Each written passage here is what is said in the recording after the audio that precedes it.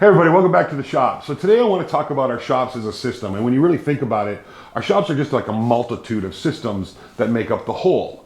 And in this case, I want to talk about the system of material handling that we have in our shop. Now most people know that I have problems with my back and my legs, and we do move a lot of heavy material here. So I needed to fix that problem. But when I went down that rabbit hole of the material handling world, what I found was a big gap in the market for affordable material handling systems. And so today's video is kind of a story of how we fix that problem, trying to fill that gap in the material handling world and make it extremely versatile for lots of different situations. So that's what today's video is about. I hope you enjoy. Here at Maker's Playground, we move a lot of material, and I do mean a lot of material and a lot of different kinds of material. So our material handling system is pretty important. And unfortunately, I've become the weakest link in that system. When it comes to material handling, you have three basic options. You have bottom lifting, mechanical fixturing, or vacuum. And when you're handling a lot of different materials, as long as the porosity lends itself to a vacuum, vacuum's the best option because you can attach it to so many different things. It would have been great if I could have just gone out and bought a system that matched my criteria. Now, approaching this, I had three basic sets of criteria that I needed to fulfill. First, it needed to be modular. I needed to be able to adjust this thing rapidly or add more holding capacity to it depending on the different material that I was moving at the time. The second thing I was looking for is a simple installation. I didn't want to add a bunch of infrastructure, electrical, bracing, more components, pumps, that kind of thing that would be difficult and time consuming and expensive to install. And the last thing I was looking for was affordability. Now I realize affordability is relative, but for me I was willing to spend up to about $5,000 to get the system that matched my needs. And what I found when I went spiraling down that rabbit hole of the material handling world were a bunch of systems that were crazy expensive, weren't easily modular, and required a lot of infrastructure. So there's no system on the market that matched any of my criteria. There was no affordable material handling system on the market that I could find anywhere. And that is not okay. There's a lot of folks like myself who have bad backs and issues moving around who could really use the assistance of a material handling system to move sheet goods and slabs and other big items. Otherwise I just have to stop doing that kind of stuff. And that's not gonna happen. So the first two problems we need to solve on our journey down the affordable vacuum lift, modular, hoist, material moving system, that's not a bunch of words, are the track and the hoist. Now those two things are actually really simple to solve. This is P1000 Unistrut. A 10-foot stick of this will cost you about 40 bucks from Lowe's or Home Depot. Now the next thing we need to think about in our track system are trolleys. These trolleys run down the track system and you mount your hoist to. These ones bolt right up to the hoist that we're using and are rated for about 700 pounds a piece. They're available on Amazon for 60 bucks for a pair. Now the hoist we're using is available on Amazon as well for about 150 bucks. It has a total lifting capacity of 880 pounds, which is more than double anything that we'll lift here in our shop. The next thing we need in our checklist of components to build an affordable vacuum lift system is a vacuum. Enter stage left or right or whichever direction that goofy slide transition works. The Grabo. This is the Grabo, and if you're not familiar with the Grabo, you haven't been watching my channel for that long or you've been hiding under a rock. Or both, you never know. So it's a handheld vacuum device that creates up to 375 pounds of vacuum pressure on material depending on the porosity of the material. For instance, if you're using it on plastic, you're gonna reach that 375 pounds of hold capacity. If you're using it on MDF, run, because MDF is porous, it can suck air right through it. But it works great on things like drywall, steel, slabs, plastic, plywood, and many other things. The other really handy thing about the Grabo is you can find them just about anywhere. You can even buy them in Lowe's now, or from me, which would be better. The last component missing from our equation is a way to mount the Grabos to a system that we can attach to the hoist. Now, this system should be extremely modular so we can change positions really rapidly, add extra Grabos if we want extra holding capacity, and be easy to turn them on and off from a center position. Before we take a deep dive into that word I keep using, modular, I'm referring to the head when I say modular. I want you guys to know we just didn't haphazardly start throwing things together. I did a bunch of testing. First of all, holding strengths on the Grabo, and I'll show you that here in a minute. Also, the strength of the aluminum. I wanted to use aluminum for this system to keep it lightweight. In fact, with only 2 Grabos on this, the head weighs under 30 pounds, so it's easy to maneuver and to store when you're not using it, so it's not hanging in your way so you don't bump your head into it. Now, we approached the testing very scientifically. I took 2 cinder blocks, a length of aluminum that we'll be using for the head, and then I put the heaviest tool in the shop that we have on it.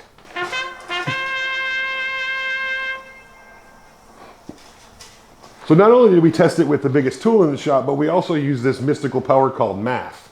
Now math suggests that that bar will hold 890 pounds. I don't know that for sure because we don't have 890 pounds to set on there. But I do know that it will hold 413 pounds and it will hold everything that we move in the shop. The heaviest thing we move in our shop is 320 pounds. We didn't just test the aluminum bar, we tested the hold power of the grabos on a bunch of different materials we move around here in the shop. And I'm going to show you that, and that's like a perfect opportunity to just do a quick montage, because really, what's an Izzy video without some annoying music that irritates a couple people?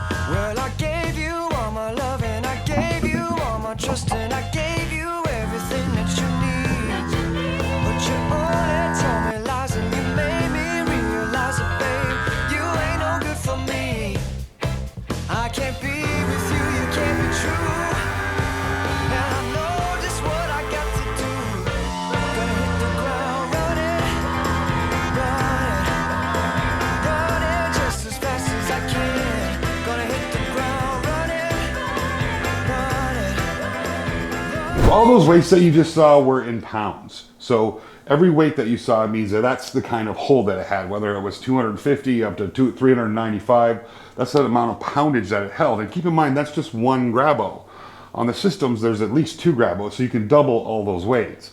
And it's pretty easy to add more grabos to the system, so you could easily quadruple or even get more holding capacity. We know the bar is strong enough to hold a lot of weight. We know that the grabos can hold a lot of weight. So the last thing we really have to test in this mechanism are the grabo holders. In other words, the way we attach the grabo to the bar. To test the grabo holders, we did it Izzy style. We took a chain, wrapped it around a tree, put a crane scale in between that, a grabo holder, and then we chained it to the truck. So it's kind of like going to a truck pull. It would have been cooler if it was a tractor pull, but a truck is what we have. Okay, hon, go ahead.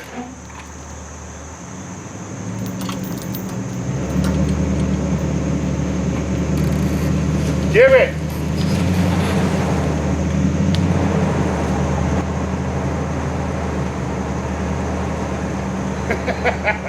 So like you saw, we got to over 1,100 pounds of holding pressure or strength before the truck started spinning out, and we couldn't even break the system. But for those of you who are watching really closely, we almost did break the system, but it wasn't the grabo holder. Take a second look. Give it. It was the eye bolt we used. This is a 1/2-inch eye bolt. It took a significant amount of pressure to bend that, but we did. And if we would have kept going or could have had a little bit more pressure behind it, this would have given out before the grabo holder did. So the grabo holder is definitely passed the test. No problems there. In fact, the grabo holder suffered no ill side effects at all, and we can still actually use it in our system. That's awesome. All those tests lead me to believe that I'm going to be able to lift some really significant weights with this system. In fact, the heaviest thing that we lift in our shop right now is 328 pounds. That's a 4x8 by 2-inch piece of HDPE. Now, I want to be very careful about any claims that I make as far as lifting capacity. We don't have the system ISO load certified yet. We're working on that.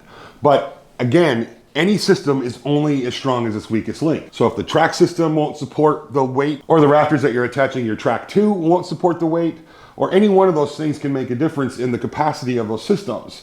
And the reason I'm saying this is because we did order enough material to build 150 of these, and we have a pre-sale going on our website right now. They come in kit form, and if you're interested or you purchase one, we'll update everybody about every 10 days via email about where we're at in that process. We hope to have all the material in here in the next 3 to 4 weeks, and it won't be long after that before we start shipping them. That said, I want to explain more about the modular word I keep using. I want the head of this lift system to be extremely modular so you can do all kinds of different things with it.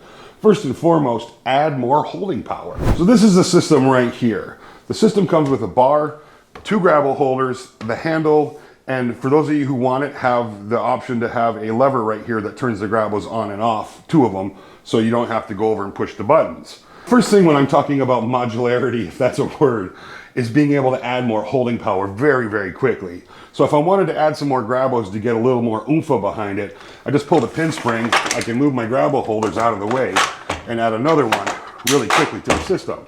So now I can add 4 grabos to this. Next up on our modular system, and this isn't listed yet, but it will be soon, is being able to add more width to the whole system. Now this isn't necessarily for more holding power, but stability, especially in plastics that are really long and wide that have a tendency to flop around. So I can add this to the system, and then the grabo holders slide right onto those, giving me the stability I need. Now we talked a lot about holding strengths and the weakest link in the system, and we use P1000 for our gantry track system, and that really requires an entire video all by itself. The next video we put out will be about how we installed our gantry crane, and there are so many options available on the market for this, from P1000 to P5000 and beyond, and different trolleys and holding systems. That really does require its own video. So we're gonna get that done for you guys so you can see how we take our simple gantry crane, beef it up, and we do it really reasonably priced. But at the end of the day, we ended up with a system that I'm pretty comfortable lifting anything up to about 400 pounds, and I'm gonna beef that up. Okay guys, that's enough chit chat. Let's lift things up and put them back down. I came from the mud, there's dirt on my hands. Strong like a tree, there's roots where I stand. Oh, I've been running from the law. Hope they won't shoot me down soon.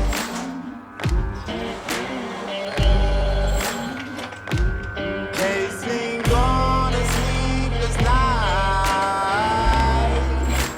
Try to catch me howling at the moon.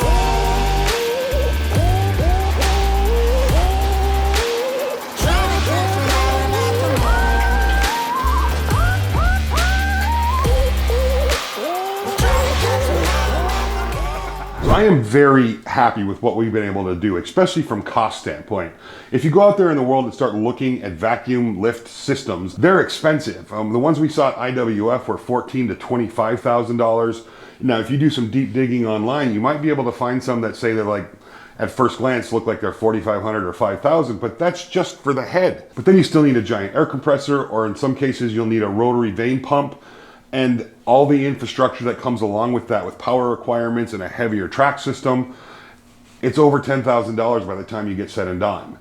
I set out to design a system that was economical, had good lifting capacities, and was pretty simple to install. And that's what we came up with. So all in on this, if you buy the system and then you go buy the grabos and then you buy the track and everything that you need to make this all work, you might be into it for $1,200, $1,300 and get the same lift capacities as these $15,000 to $20,000 systems. This is disruptive technology, and I am really thrilled to be the guy that's bringing that to the market. Everybody, thank you so much for watching today. I really appreciate it. We went over a lot about lift systems and vacuum lift systems and the one that I've developed, and we've got more stuff coming for this. And if you want to see those upgrades and updates as they're happening, Instagram is a great place to follow us because I post those things pretty much anytime I do an improvement or add a new feature, I post about it. So that's a great place to follow us along on that journey. Now, we do have the pre-sale available. There's links below in the description, so if you want to check that out, you're welcome to. Pretty much everything you see here, we have links for. Now, we do have the next video coming out, which will talk about the track system and how we're beefing that up and making it easy to install. So when it comes to working with P1000, there's a few things about it that's kind of nice to know, and we learned the hard way, and we're going to show you in the next video. That's all coming down the pipe, so you won't want to miss that. We'll see you in the next video. Morning, Christmas. Easter. Good morning, Thanksgiving.